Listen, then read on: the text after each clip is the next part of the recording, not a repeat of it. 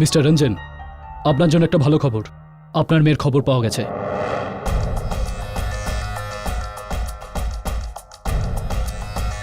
এইখানে লুকিয়ে রেখেছে শয়তানগুলো আমার মেয়েকে। আমি ছাড়বো না ওদেরকে।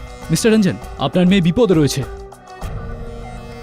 আমার মেয়ের জন্য আমি ওই কিডন্যাপারদের কথায় শুধু একবার বলাতে 50 লক্ষ টাকা দিয়ে দিয়েছি। পুলিশ এতবার বারণ করলো, তা সত্ত্বেও এটা আপনি ঠিক করেননি। আমার মেয়ের থেকে বড় এই পৃথিবীতে আর কিচ্ছু নেই আমার কাছে। ঠিক আছে মিস্টার রঞ্জন, আপনার যা করার করেছেন, এবার পুলিশকে নিজের কাজ করতে দিন প্লিজ। চলো।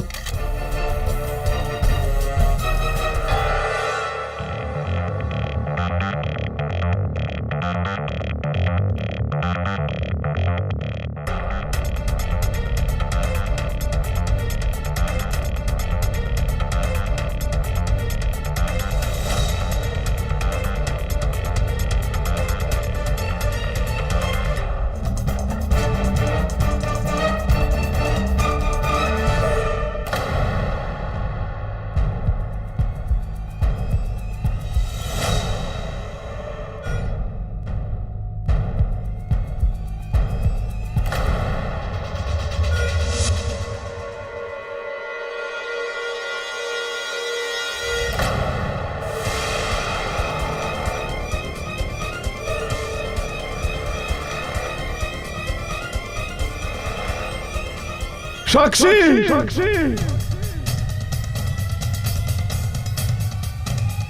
Hands up.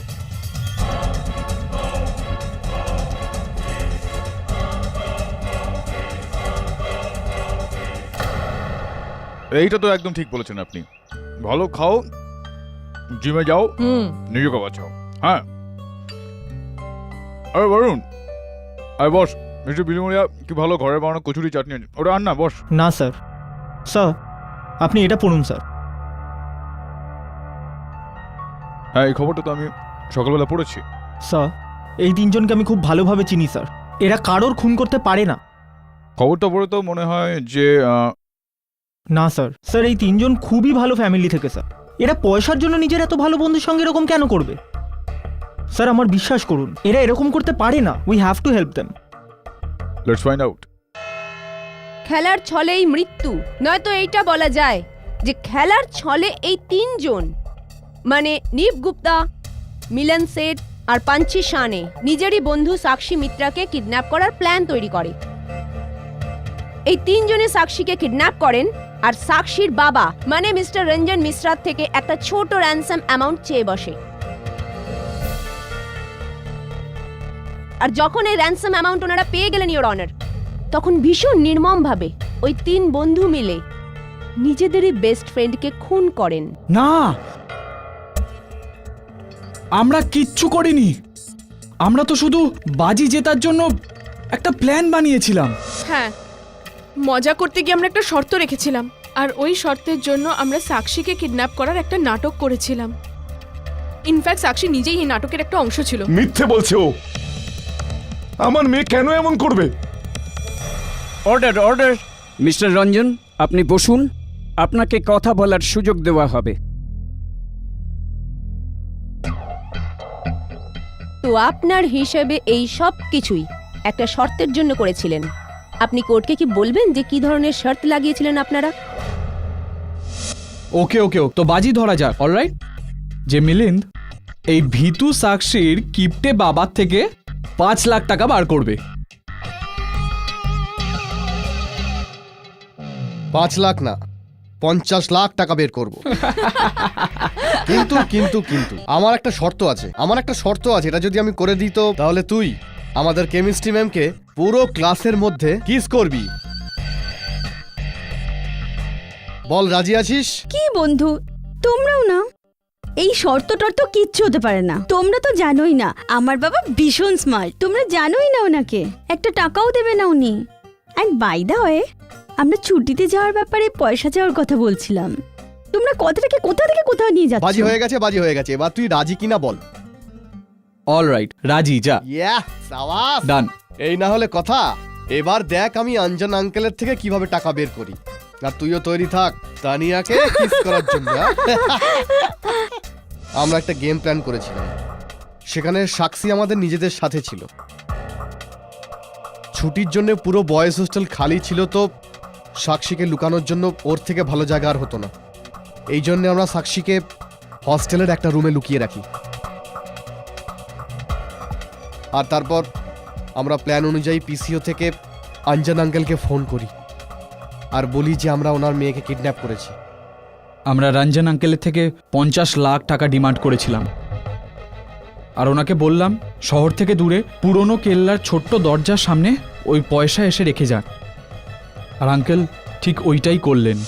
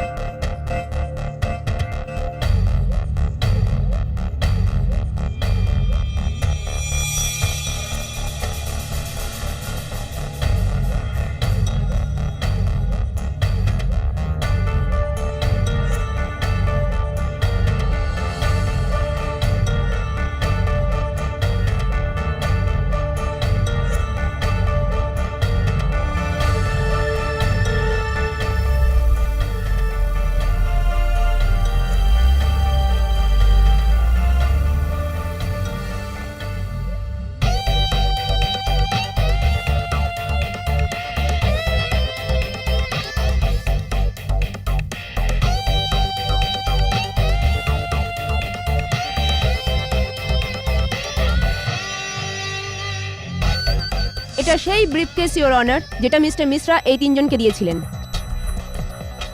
টাকায় ভরা এই ব্রিফকেস পুলিশ এই তিনজনের কাছ থেকেই উদ্ধার করে।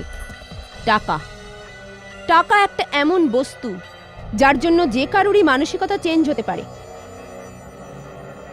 আর লোভের জন্যই সাক্ষীর মৃত্যু হয়েছিল। মানছি এরা তিনজনেই ভালো ঘরের, টাকার দরকার নেই, কিন্তু ইওর অনার 50 লাখ টাকা কে ছাড়তে চায়? আর লোভেরই জন্য এই তিনজনের মানসিকতা বদলে যায়। না, এই সবকিছু মিথ্যে। আমরা ওই টাকাটা ফেরতই দিয়ে দিতাম। ইনফ্যাক্ট আমি রঞ্জন আঙ্কেলের বাড়িতে টাকাটা নিয়ে গেছিলাম, কিন্তু উনি ওখানে ছিলেন না।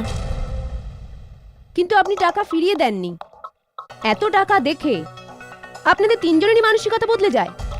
ইওর অনার এই টাকাটা এই তিনজনেই ফুর্তি করার জন্য রাখতে চেয়েছিল, কিন্তু এই পথে আসছিল একমাত্র একটা বাধা, মানে সাক্ষী। আর ওকে এই তিনজনেই নিজেদের রাস্তা থেকে সরিয়ে দিতে চাইছিলেন। ওই দিন এরা তিনজনে টাকাটা নিয়ে হস্টেল রুমে গেলেন। সাক্ষী ভীষণ খুশি ছিল। ওর এটা মনে হয়েছিল যে প্ল্যান মাফিক ওকে ঘরে চলে যেতে হবে। এই তিনজন ওকে এই বললেন যে ও বাড়ি তো যেতে পারে, কিন্তু টাকা ওকে ফেরত দেওয়া হবে না। সাক্ষীর কাছে এই কথাটা ঠিক লাগেনি, কিন্তু এনারা ওকে বোঝাতে লাগলেন যে এই তিনজনেরই টাকাটার ভীষণ প্রয়োজন, নিজেদের নেশার জন্য, পুল পেটসের জন্য, আর নবাবী লাইফস্টাইলের জন্য, আর না জানি কি কি কারণ। সাক্ষী যখন এই কথাটা জানলো, তো এই তিনজনে সাক্ষীকে তাদের পথ থেকে সরিয়েই দিল।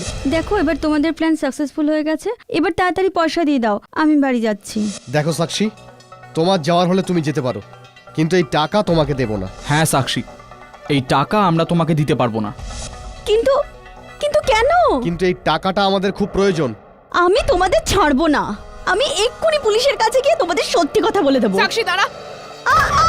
সাক্ষী, আ, আ, আ, আ, আ।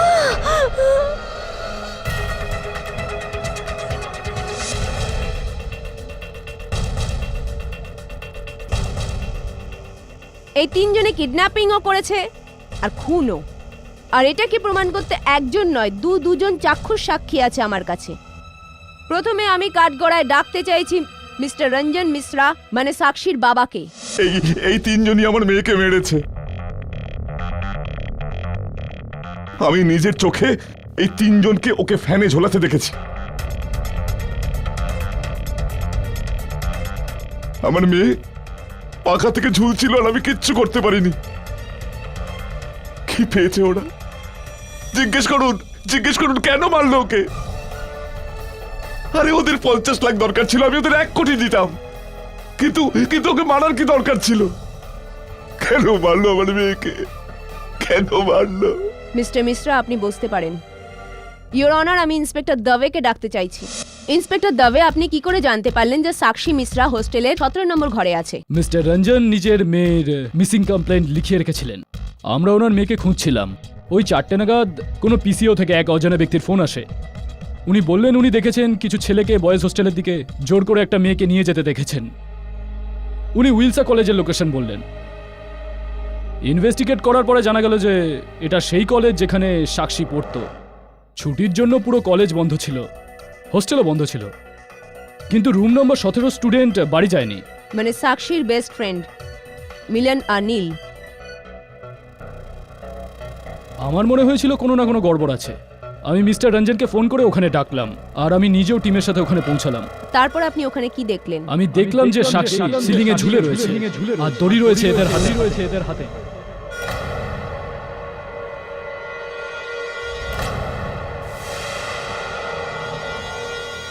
আগে না, সাক্ষী আমাদের আসার আগেই মারা গিয়েছিল। আমরা শুধু ওকে ওপর থেকে নিচে নামাচ্ছিলাম। চলুন মেনে নিচ্ছি যে আপনাদের 3 জনের মধ্যে কেউই সাক্ষীকে খুন করেননি, কিন্তু আপনাকে এটাও তো মানতে হবে যে সাক্ষীর খুন হয়েছে।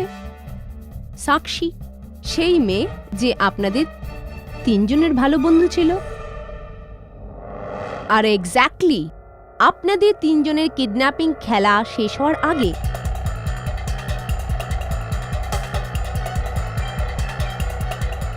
চলুন এবার আদালতকে এই বলুন যে আপনারা 3 জনে মিস্টার মিশ্রার থেকে যে টাকাটা নিলেন, তারপরে আপনারা কি করলেন? 50 lakhs? বাহ, শেষমেশ তুই বাজিটা জিতে গেলি। আই ডোন্ট বিলিভ যে তুই সাক্ষীর ওই কিপ্টে বাবার কাছ থেকে 50 লাখ টাকা বার করলি। মানছিস তো? মেনে নিলাম ভাই, মেনে নিলাম, কিন্তু গাইজ আমাদের খুব তাড়াতাড়ি এই খেলাটা বন্ধ করা দরকার। কারণ সাক্ষী যদি ঠিক টাইমে বাড়ি না পৌঁছয় তাহলে আমরা সবাই পুলিশ স্টেশন পৌঁছে যাব। ও ঠিক বলছে। আর হ্যাঁ পাঞ্চি, তুমি সাক্ষীর বাড়ি যাও আর দেখো যে রঞ্জন আঙ্কেল পুলিশের কাছে যাতে না যায়। ডোন্ট ওয়ারি নিভ, আমি জানি আমাকে কি করতে হবে। একটা কাজ করো, এই টাকাটা নিয়ে অঞ্জন আঙ্কেলকে দাও, আর ওনাকে সামলানো আর সবকিছু বোঝানো তোমার দায়িত্ব, আচ্ছা। ঠিক আছে? এক মিনিট। কি করছিস এটা তুই? আরে টাকা কেন বার করছিস? আরে কিছু না, 50,000 তুই সামলে নিস। আরে কার ভাই, জন্য? কিন্তু এটা ভুল। আরে বলছি না, সব টাকা আমি সাক্ষীকে ফিরিয়ে দেব, ঠিক আছে? চল, একটা কাজ করো, তুই হস্টেলে যা, আমি ছোট একটা কাজ সেরে ফিরছি, তারপর সাক্ষীকে ছাড়তে যেতে হবে, ওকে? না ভাই, অ্যাকচুয়ালি আমি কিন্তু যেতে পারবো না। কেন যেতে পারবি না ভাই? আরে ভাই, আমার একটা খুব ইম্পর্টেন্ট কাজ আছে, বোঝ यार। সাক্ষীকে ছাড়ার থেকে ওর বাড়িতে কি দরকারি কাজ আছে তোর? আরে ভাই, আমি সবকিছু বলতে পারবো না, ট্রাই টু আন্ডারস্ট্যান্ড। দেখ, প্ল্যানের অনুযায়ী যা হয়েছিল না, সব রেসপন্সিবিলিটি আমারই হবে, কিন্তু এখন আমাকে প্লিজ একটু টাইম দে। আমার কথা ছাড়, এই তুই 50,000 টাকা নিয়ে কোথায় যাচ্ছিস? কিছু না ভাই, একটা পুরনো ধার আছে, সেটা মেটাতে যাচ্ছি। ওসব বাদ দাও, বিকেল 4টের সময় হস্টেলে গেটে দেখা হবে, ওকে? বিকেল 4টে, ঠিক আছে? ওকে। চল।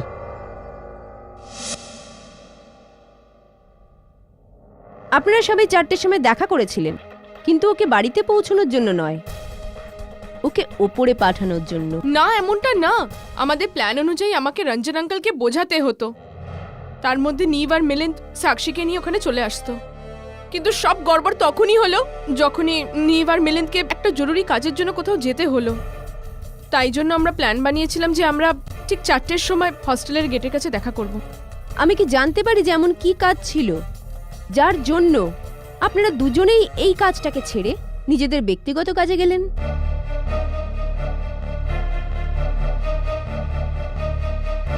তো আপনাদের দুজনের মধ্যে কে উত্তর প্রথমে দেবেন? নিভ আপনি, নাকি মিলন আপনি?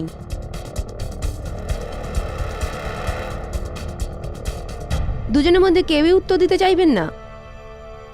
চলুন আপনাদের এই সমস্যাটা আমি দূর করে দিচ্ছি। নিভ আপনি কেন বলছেন না যে আপনি কোন কাজে গিয়েছিলেন? নিভ আপনি এখনো আমার প্রশ্নের উত্তর দেননি। আপনি কোন কাজে গিয়েছিলেন? মনে হচ্ছে আপনার মনে পড়ছে না, তাই আমি আপনাকে মনে করিয়ে দিচ্ছি। আপনার উদ্দেশ্য ছিল পঞ্চি আর মিলনের আগে সাক্ষীর কাছে পৌঁছনো।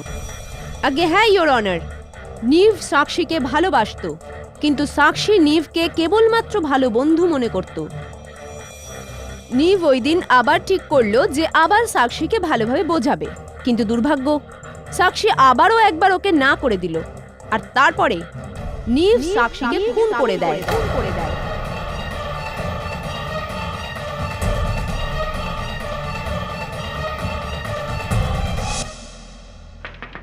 কে? সাক্ষী, আমি নিভ। আরে মিলিন্দার পঞ্চে কোথায়? ওদেরকে ছাড়ো না, আমাদের ব্যাপারে ভাবো সাক্ষী। সাক্ষী, আমি তোমাকে খুব ভালোবাসি, আর আমায় বিশ্বাস করো, আমি তোমায় খুব ভালো রাখবো। তোমায় ছাড়া জীবন কাটানো আমি ভাবতেও পারি না। তুমি পাগল হয়ে গেছো নি? আমি তোমাকে কতবার বলেছি যে আমি তোমাকে ভালোবাসি না। আমরা শুধুমাত্র বন্ধু, আর সব সময়ের জন্য যদি তুমি আমার বন্ধুত্ব চাও, এই চিন্তা ভাবনা মন থেকে বের করে দাও, না হলে নয়তো কি করবে তুমি? আমি তোমাকে আমার জীবন থেকে অত সহজে যেতে দেব না।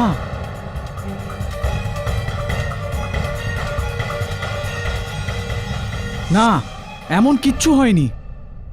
মিলন আর পাঞ্চি খুব ভালোভাবে জানে যে আমি সাক্ষীকে কতটা ভালোবাসি। তাহলে আমি ওকে কেন মারতে যাব? আমি তো ওকে বিয়ে করতে চেয়েছিলাম। বন্ধ করো এই বাজে কথা। একে তো আমার মেয়েকে মেরেছো, তার উপরে ওর বদনাম দিচ্ছ। Order order. মিস্টার রঞ্জন, আপনি বসুন, আপনাকে কথা বলার সুযোগ দেওয়া হবে। একদমই না। নিভ সাক্ষীকে বদনাম করার কোনো চেষ্টাই করছে না। এরা সত্যি একে অপরকে খুব ভালোবাসতো। এটা সত্যি, আর এটাও সত্যি যে সাক্ষী নিভকে ভীষণ ভালোবাসতো। এই কথাটাও নিজে এসে আমাকে বলেছিল। হ্যাঁ, ব্যাস একটাই লেকচার বাকি। ওটার পর তুমি যদি চাও আমরা লাঞ্চের জন্য যেতে পারি। গ্রেট, লাঞ্চের পরে মুভি। ও ঠিক আছে, আমি ফ্রি হয়ে তোমায় ফোন করছি। ওকে, বাই। কার সাথে কথা বলছিলি? নিভ, রাইট? তুই আমার থেকে তোর মনের কথা লুকাতে পারিস না। ভালোবাসিস না নিভকে? হ্যাঁ, অ্যাকচুয়ালি পঞ্চি আই লাভ নীল। আমার ওকে খুব ভালো লাগে। I wanted to be man. এটা সত্যি, আমরা দুজন একে অপরকে ভালোবাসতে শুরু করেছিলাম। ওই দিন আমি পণ্ডিতজির সাথে দেখা করার জন্য মন্দির গেছিলাম, কারণ সাক্ষী আর আমি মিলন আর পাঞ্চিকে সারপ্রাইজ দিতে চেয়েছিলাম। তাই জন্যই আমি সেই দিন ওদের থেকে এই কথাটা লুকিয়েছিলাম যে আমি পণ্ডিতজির সাথে দেখা করতে মন্দিরে যাচ্ছি। বলুন তো, ইনি আপনার সঙ্গে দেখা করেছিলেন? হ্যাঁ, ওই বাছা আমার সঙ্গে মন্দিরে দেখা করতে এসেছিল। কোনো মেয়ের সঙ্গে প্রেম বিবাহর কথা বলছিল। ধন্যবাদ পণ্ডিত মশাই। তো বলুন মিলন, আপনি ওই দিন গিয়েছিলেন কোথায়? আপনিও তো 50,000 টাকা নিয়ে নিজের প্ল্যানটা ছেড়ে কোনো এক পার্সোনাল কাজে গিয়েছিলেন। কোথায় গিয়েছিলেন আপনি?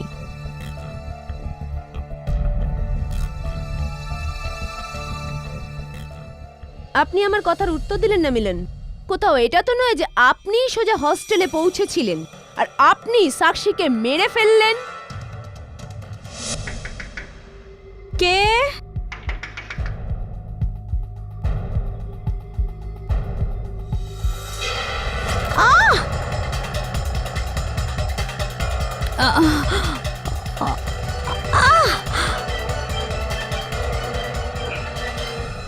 আগে না, এটা সত্যি না। আমি সাক্ষীকে কেন মারবো? আর এমনিতেই আমি পাঞ্চিকে টাকা দিয়ে পাঠিয়ে দিয়েছিলাম। তাহলে আমি নিজের বন্ধুর খুন কি করে করব ম্যাম?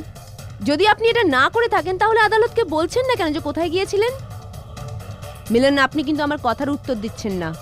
আগে আগে আমি কাউকে টাকা দিতে গিয়েছিলাম। অ্যাকচুয়ালি আমার ড্রাগের নেশা ধরে গিয়েছিল,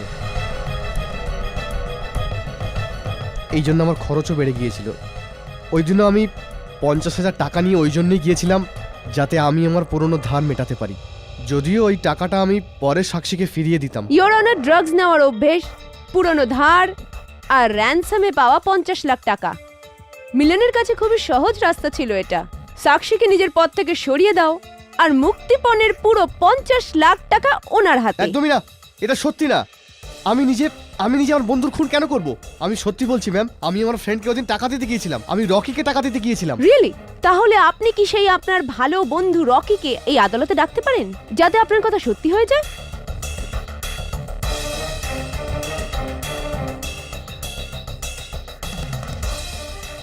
উত্তর দিন বন্ধু আপনার, ডাকুন ওকে। অ্যাকচুয়ালি আমি রকির সঙ্গে সেদিন দেখা করতে গিয়েছিলাম, কিন্তু ওর সাথে আমার দেখা হয়নি, কারণ আমি 4টের আগেই ওখানে পৌঁছেছিলাম। ওই জন্য আমি হোস্টেলে ফিরে আসি। আমি ভাবলাম সাক্ষীর সাথে দেখা করে যাই, কিন্তু যখন আমি হোস্টেলে পৌঁছালাম তো সাক্ষীকে সিলিংয়ে ঝুলতে দেখলাম।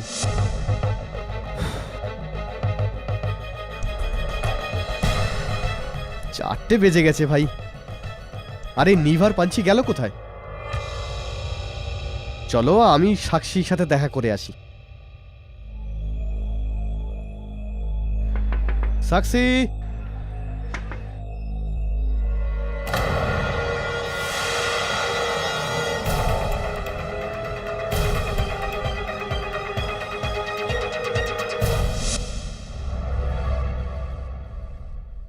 আমি ভয় পেয়ে গিয়েছিলাম। আমি ভয়ে যখন নিচে নেমে আসি তো নিভার পাঞ্চিকে নিচে দেখলাম।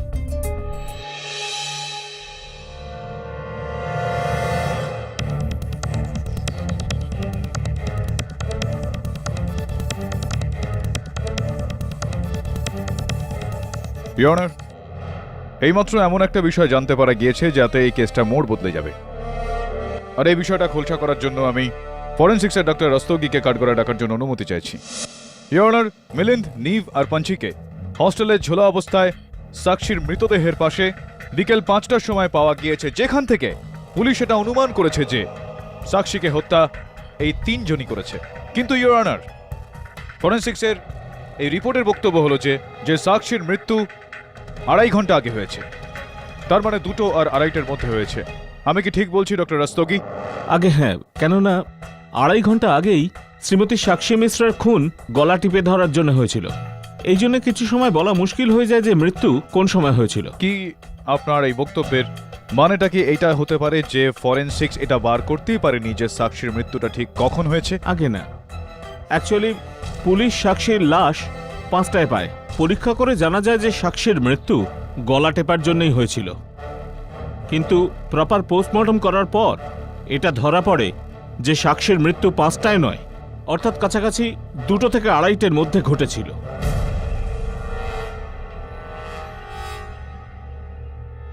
মিস্টার পাঠক, আমি বুঝতে পারছি না আপনি কি বলতে চাইছেন। এটাতে শুধু এই প্রমাণ হয় যে খুন 2 থেকে 2.5টার মধ্যে হয়েছে। এটা প্রমাণ হয় না যে এরা 3 জনে খুন করেননি।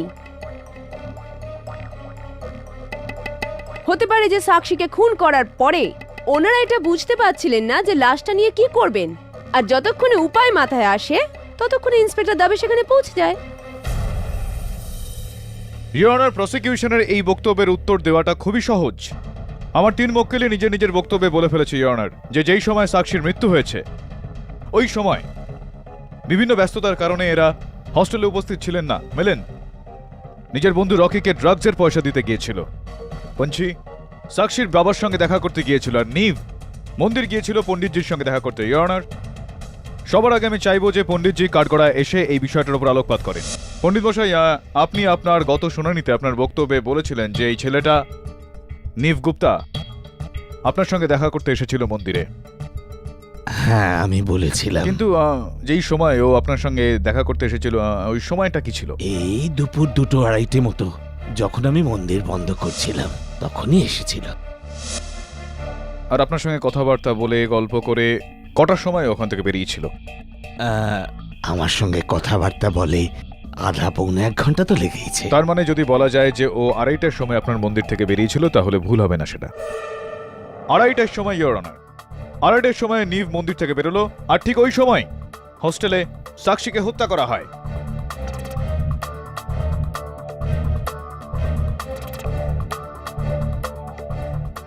ধন্যবাদ পণ্ডিত মশাই, আপনি বসুন। ইওর অনার, এবার আমি রঞ্জন মিশ্রার বাড়ির চাকর গোপাল কাকাকে কাঠগড়ায় ডাকার জন্য অনুমতি চাইছি। গোপাল কাকা, দয়া করে আপনি আদালতকে বলুন যে ওই দিন পঞ্চি শাহ সে আপনার বাড়ি এসেছিলেন আপনার মালিক রঞ্জন মিশ্রার সঙ্গে দেখা করতে। হ্যাঁ, ওই দিন উনি বাড়িতে তো এসেছিলেন, কিন্তু মালিক বাড়িতে ওই সময়ে ছিলেন না। মালিকের জন্য উনি অপেক্ষাও করেছিলেন। তো কটার সময় আপনার বাড়ি এসেছিলেন? প্রায় 2:15 সময়। এই প্রায় 2:15 সময়। আর আপনি বলছেন যে ইনি ওখানে অপেক্ষা করলেন আপনার মালিকের জন্য, আর তারপর ওখান থেকে বেরোলেন। কটার সময় বেরোলেন? প্রায় 1.25 ঘন্টা। 3টের সময় ইওর অনার। আমার প্রশ্নের মধ্যে আমার প্রশ্নের উত্তর রয়েছে। ফরেনসিক্সের এই বক্তব্য হলো যে সাক্ষীর মৃত্যু 2:30টার সময় হয়েছে, আর যদি পঞ্চি ওখানে 2:15 থেকে 3টে পর্যন্ত থাকে, তাহলে সে সাক্ষীর হত্যাকারী কিভাবে হতে পারে? মিস্টার পাঠক, আপনি তো সবার কাজ সহজ করে দিলেন। যদি সাক্ষীর খুনে নিভ আর পঞ্চির হাত নেই, তাহলে বাঁচলো শুধু একজনই যে খুনি হতে পারে, মিলন।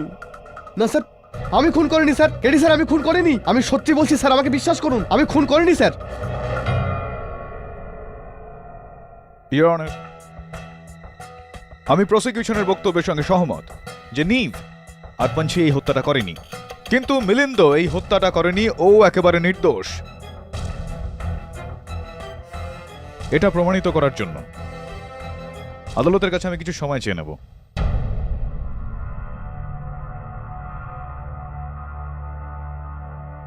এই আদালত পরের শুনানি পর্যন্ত মুলতবি রইল।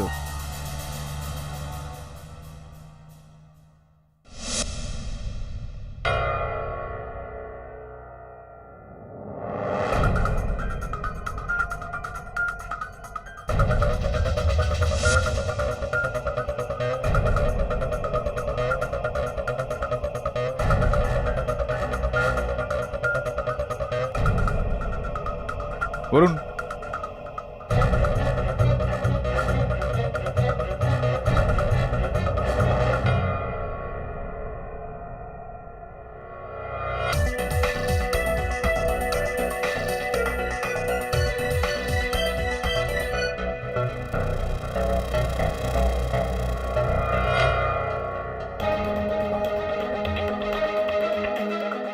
বলুন।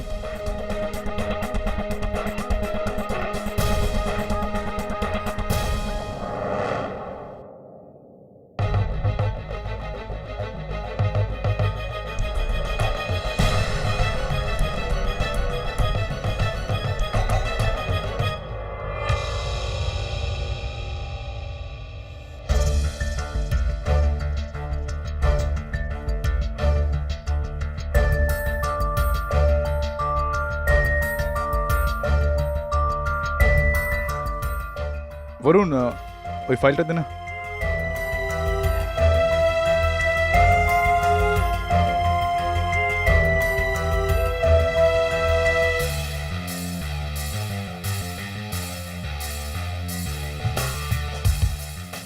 চাবিটার আর রক্তটার শীঘ্রই পরীক্ষা করা।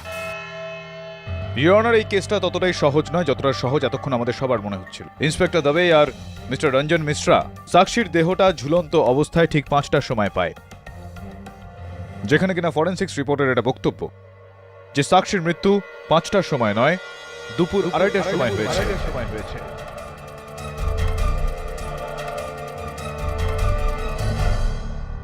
যেই সময় ইওর অনার সাক্ষীদের বয়ান অনুসারে পঞ্চি শাহ মিস্টার রঞ্জন মিশ্রার বাড়িতে গিয়েছিলেন তার সঙ্গে দেখা করতে, আর নিভ গুপ্তা পণ্ডিত মশাইয়ের সঙ্গে দেখা করতে মন্দিরে গিয়েছিলেন। এখন শুধুমাত্র এইটা প্রমাণ করা বাকি রয়েছে যে আমার মক্কেল মিলিন্দের বক্তব্য অনুযায়ী সেও ওই সময় নিজের বন্ধু রকির সঙ্গে দেখা করতে যায়। আপনি কি আমার কথার সঙ্গে সহমত প্রসিকিউটর? আগে হ্যাঁ, ঠিকই।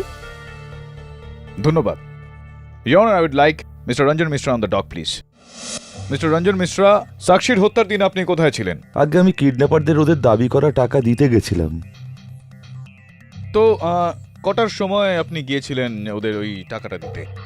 প্রায় দুপুর 1:30টার সময়। দুপুর 1:30টার সময়। হ্যাঁ। তারপর আপনি কোথায় গেলেন? ওর পরে ইন্সপেক্টর দাভের ফোন এলো আর আমি হোস্টেলে পৌঁছে গেলাম। আইসি। কিন্তু ইন্সপেক্টর দাবের কথা অনুযায়ী তো ইনি আপনাকে 4টের সময় ফোন করেছিলেন।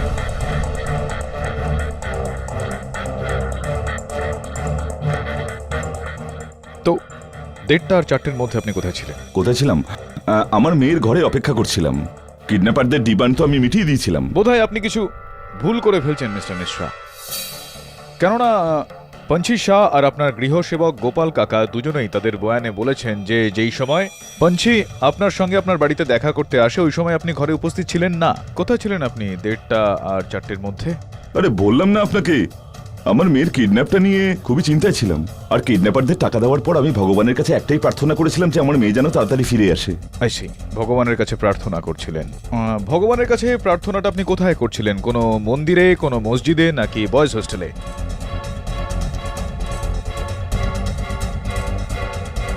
কি বলছেন আপনি? কেডি, তুমি কি বলতে চাইছো? আমি এটা বলতে চাইছি ইওর অনার যে ওই মুক্তিপণের টাকাটা দেওয়ার পর মিস্টার রঞ্জন মিশ্রা সোজা বয়েজ হোস্টেল গিয়েছিলেন আর ইনি নিজের মেয়েকে খুন করেছেন। কি বাজে কথা বলছেন? আমি আমার মেয়েকে কেন খুন করব? এটা তো আপনি আমাদের বলতে পারেন মিস্টার রঞ্জন মিশ্রা।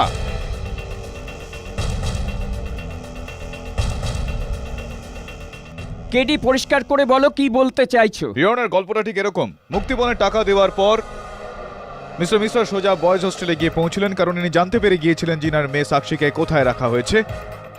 ওখানে পৌঁছানোর পরে ইনি সাক্ষীকে আঘাত করলেন এবং সাক্ষীর গলা টিপে সাক্ষীকে মারার চেষ্টা করলেন। ইওর অনার, ইওর অনার, এই মিস্টার কেডি কি মন গড়া কথা বলছে? কোন খুনের কথা বলছেন আপনি? সেই খুনটা যেটা ইনি করেছেন ইওর অনার। আর বাঁচার জন্য সাক্ষী পাশেই পড়ে থাকা চাবি দিয়ে ইনার উপর হামলা চালালেন আর ইনাকে আঘাত করলেন। এই আঘাতটা ইওর অনার একটু আদালতকে কষ্ট করে আপনি বলবেন।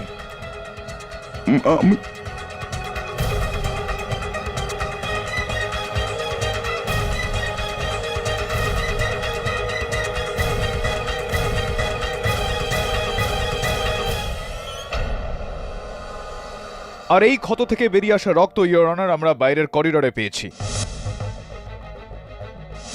এতটাই নয়, সাক্ষী যেই চাবি দিয়ে এনার উপর আঘাত করা হয় সেই চাবিটাও পাওয়া গিয়েছে, যার উপর ফরেন্সিক্স ইনারই রক্ত আর চামড়ার চিহ্ন পেয়েছে your honour. Mister Ranjan Mishra, আরো কি প্রমাণ আমি এখানে দেখাবো নাকি আপনি নিজে অপরাধ স্বীকার করবেন? হ্যাঁ হ্যাঁ, আমি খুন করেছি।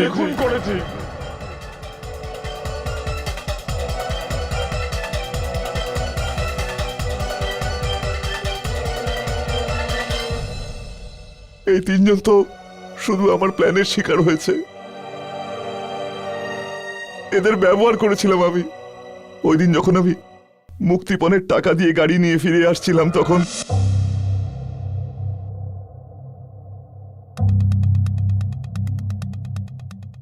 আমি আমার গাড়িটাকে এক জায়গায় পার্ক করি। কার পার্ক করার পর আমি ফিরে এসে এটা দেখতে গেলাম যে সাক্ষীকে কিডন্যাপ কে করেছে।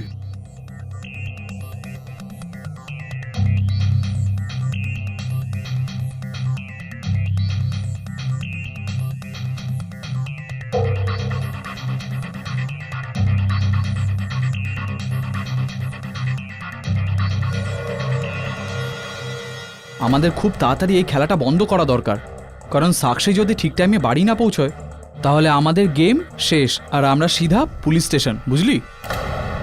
টাকাটা নিয়ে অঞ্জন আঙ্কেলকে দিবি আর ওনাকে সামলানো আর সবকিছু বোঝানো তোমার দায়িত্ব, ঠিক আছে? এটা দেখে আমি অবাক হয়ে গেলাম যে সাক্ষীকে অপহরণ করেছে আর কেউ নয়, ওর বন্ধু। এর থেকে ভালো সুযোগ আমি আর পেতামই না। সাক্ষী? কে? সাক্ষী মা, আমি বাবা। দরজা খোলো মা। দেখো মা, ভয় পেও না। সাক্ষী, আমায় তোমার বন্ধুরা সবকিছু বলে দিয়েছে। বাবা, তুমি আমার উপর রাগ করনি তো? মা, আমি তোমার উপর রাগ করিনি। ইনফ্যাক্ট আমি তো তোমার উপর খুবই খুশি যে তুমি এখন ঠিকঠাক আছো। আর এসবই একটা ঠাট্টা ছিল। I am happy. বাবা, আমি রিয়েলি সরি। আমার এটা করা ঠিক হয়নি। না সাক্ষী না, তোমরা তো ভালোই করেছো। তোমাদের এইসব করবার জন্যই তো আমি সুযোগ পেলাম তোমাকে আমার রাস্তা থেকে সরানো। হ্যাঁ,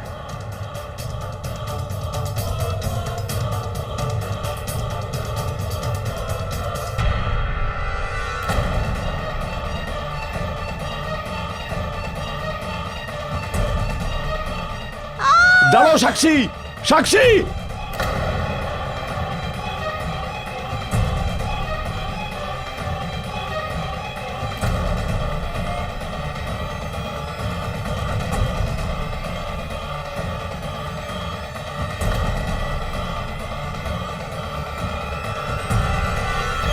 সাক্ষীর রুগ্ন আর বিধবা মাকে আমি এই জন্য বিয়ে করেছিলাম যে ওর মৃত্যুর পরও সমস্ত সম্পত্তি আমি পাবো। দিনরাত ওর সেবা করতাম, এই জন্য সেবা করতাম যে ওর মৃত্যুর পর সমস্ত সম্পত্তি আমি পাবো, কিন্তু সেটা হলোই না। গায়ত্রী তার সমস্ত সম্পত্তি নিজের মেয়ের নামে লিখে দিয়ে আমাকে কেয়ারটেকার বানিয়ে দিল, তাও ততদিনের জন্য যতদিন সাক্ষীর বিয়ে না হবে। আমি কি করতাম? আর যখন আমি এই তিনজনকে প্ল্যান বানাতে শুনলাম, তখন আমার মনে হলো আমার প্ল্যান তো হয়ে গেছে। আমি ভেবেছিলাম আমি মারবো আর সন্দেহটা পড়বে এদের তিনজনের উপর। ব্যাস, আমি আমার মেয়েকে মেরে দিলাম, নিজের হাতেই নিজের মেয়েকে মেরে ফেললাম, নিজের মেয়েকে মেরে ফেললাম। The defence রেস্টস, your honour. এই আদালত নীব, পঞ্চি আর মিলনকে সম্মানের সঙ্গে মুক্তি দিচ্ছে, আর মিস্টার রঞ্জন মিশ্রাকে নিজের মেয়েকে খুন করার অপরাধে যাবজ্জীবন কারাদণ্ড দেওয়া হচ্ছে। The case is closed.